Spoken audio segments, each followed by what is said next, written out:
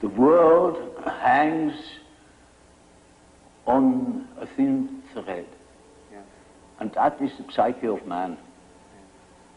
Nowadays we are not threatened by elementary catastrophes. There is no such thing as an H-bomb. That is all man's doing.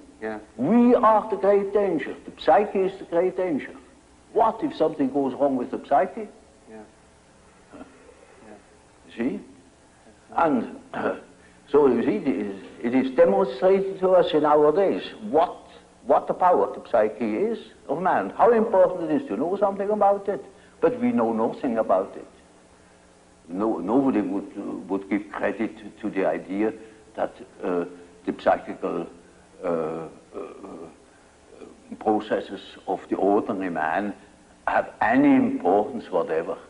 One thinks, oh, he has just what he has in his head. It is all from his surroundings. He's taught such a thing, believes such a thing. And particularly if he's well housed and well fed, then he has no ideas at all. And that's the great mistake. Because he is just that as which he is born, and he is not born as tabula rasa, but as a reality. Yes.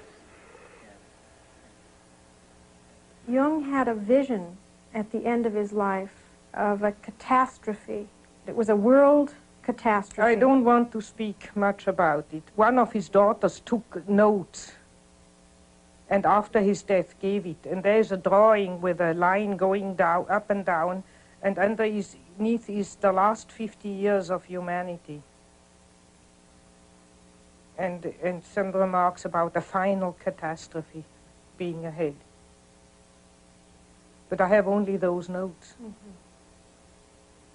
What is your own feeling about it, the world situation? Well, one's whole feeling revolts against this idea. But since I have those notes in a drawer, I don't allow myself to be too optimistic. I think, well, we have always had wars and enormous catastrophes, and I have no more personal fear much about that. I mean, at my age, if you have anyhow soon to go, so or so, egocentrically spoken. But the beauty of all the life, to think that the billions and billions and billions of years of evolution to build up the plants and the animals and the whole beauty of nature, and that man would go out of sheer shadow foolishness and destroy it all. I mean, that all life might go from the planet. And we don't know. On Mars and Venus, there's no life. We don't know if there's any life experiment elsewhere in the galaxies. And we go and destroy this. I think it's so abominable. I try to pray that it may not happen, that a miracle happens. Do you find that young people that you see now are aware of that it's in their consciousness? Yes, it's partly in partly in their consciousness, and I think in a very dangerous way, namely in a way of giving up and running away into a fantasy world. You know, when you study science fiction, you see there's always the fantasy of escaping to some other planet and begin anew again, which means give up the battle on this earth.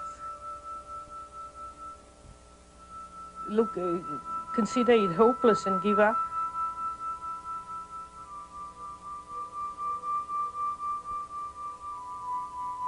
I think one shouldn't give up. Because if you think of answer to Job, if man would wrestle with God, if man would tell God that he shouldn't do it, if we would reflect more. That's why reflection comes in. Jung never thought that we might do better than just possibly sneak around the corner with not too big a catastrophe.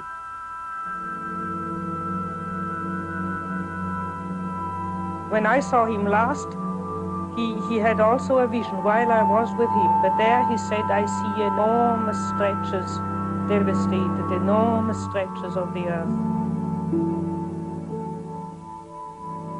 But thank God it's not the whole planet.